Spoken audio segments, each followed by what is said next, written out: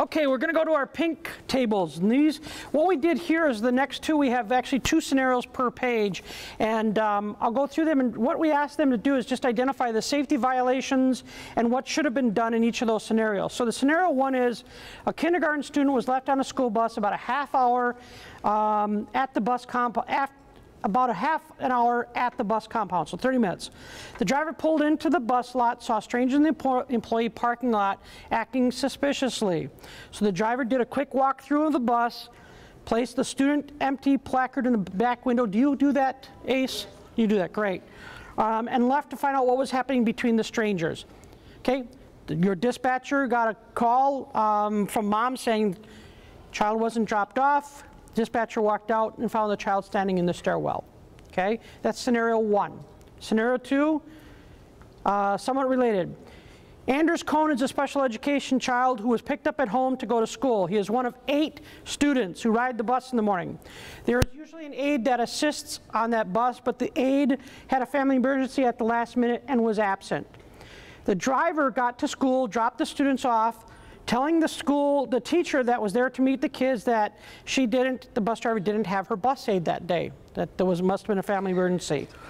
The teacher noticed that the driver seemed a bit distracted, so after dropping the students off, the driver drove the bus to a local Starbucks to get some coffee before her next assignment, which was an elementary field trip. Okay. At Starbucks, Christine went inside, ordered her coffee, spent about 15-20 minutes reading the newspaper headlines, and came back to the bus and saw Anders Cohn sitting on the bus. Okay. Who are our pink tables? What are our safety violations and what do we do? Well, for scenario 1, the student was left on the bus. The driver was distracted by the strangers and should never go confront strangers on their own, but to pull over sooner before you get back to the yard to check your bus, because that way if you've got something left, like a backpack or something, and you could run it back to school or that. And then never confront strangers on your own. You should call into dispatch and say, you know, I see these people out here, someone should check it out. Okay. Any others as part of that? We'll change that, challenge that? Okay. How about the second one with special ed student left on the bus? We wrote, let's see, driver should have checked the bus before driving off from the school. Teacher could have called saying she noticed that the driver was distracted and that the child was missing and didn't notice it off the bus. And someone, if the aide had called in sick, they could have asked dispatch, well, do you have a substitute aide I could have brought with?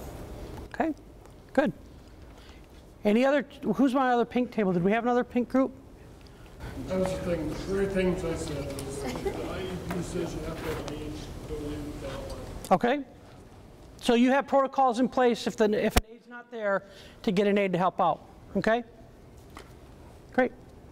And your name? Jennifer. Jennifer. Let's give Jennifer a hand. And the gentleman back here? John. John and Jennifer. Good teamwork. Okay.